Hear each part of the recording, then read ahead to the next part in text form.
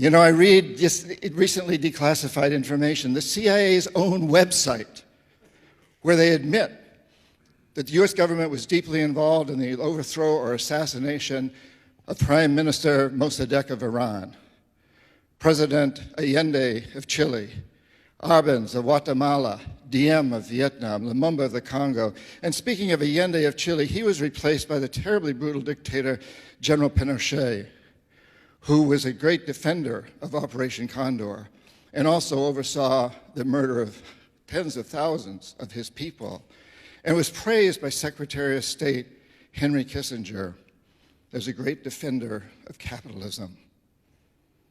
I stood in front of the Shah of Iran, the presidents of Indonesia, Ecuador, Panama, members of the Royal House of Saudi Arabia, and I've said something like, in this hand, I have millions of dollars for you and your friends if you play our game.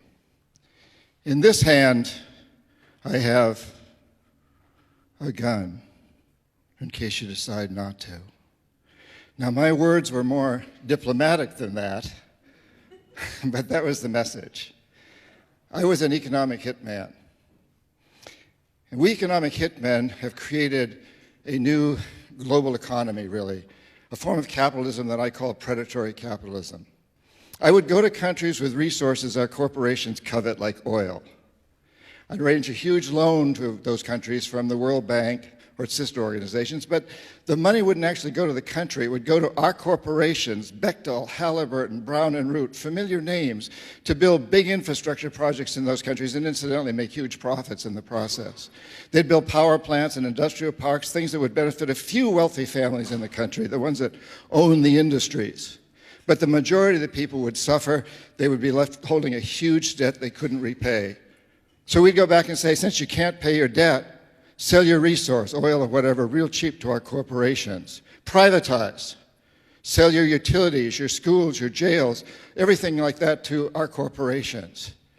And Claudine also told me that if the leaders of these countries refused my offer, people she called jackals would be right behind me. I didn't actually carry a gun, but the jackals did. My first assignment was in Indonesia, a country that had just ended a terrible civil war where more than 1 million people had been killed. It had a terrifying reputation. And I have to admit that when I arrived in Jakarta, knowing I'd be there for about 3 years, my knees were shaking pretty bad. My stomach was filled with fluttering butterflies. I had no idea what I was supposed to do. I was a very young man.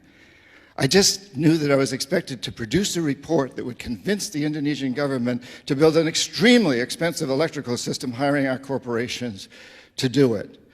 Claudine had made it sound simple, even kind of James Bondishly romantic. But now I'm struck by reality, and I felt naive, ill-prepared, vulnerable. Fortunately for me, the winner of the Civil War, President Suharto, who was actually a dictator, wanted the projects that I was offering, and he also wanted CIA and Pentagon protection. And so every time I stumbled, and I stumbled often, somebody was there to pick me up. A government official would appear with an incredible report that would indicate beyond any shadow of a doubt that electricity was all the country needed to take off to huge growth. A Harvard-trained mathematician showed up with a mathematical formula that proved that if they just built this electrical system, everything would be fine. In the end, I produced a report that forecasts the need for electricity at an unheard of annual rate of 19%. Indonesia got its loan. Our corporations made lots of money, and I was promoted from economist to chief economist. It was quite a lesson. At that time, the Cold War was just really, really revving up.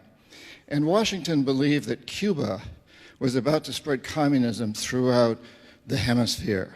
The CIA developed a program called Operation Condor to support right-wing dictatorships in Brazil, Argentina, Chile, throughout the continent. Jaime Roldos, the president of Ecuador, democratically elected, and Omar Torrijos, head of state of Panama, strongly opposed Operation Condor. I was sent down to get them to change their ways. They wouldn't. They refused. Roldos was killed when his private plane crashed in what many believe was not an accident. Torrijos said, if CIA killed my friend Jaime, I'll probably be next. In less than 3 months, he died when his private plane crashed under very similar circumstances. You're going to hear after the break, from a Marine Corps general who was in Panama at the time, and he agrees with me that these were probably, at least Torrijos was probably assassination.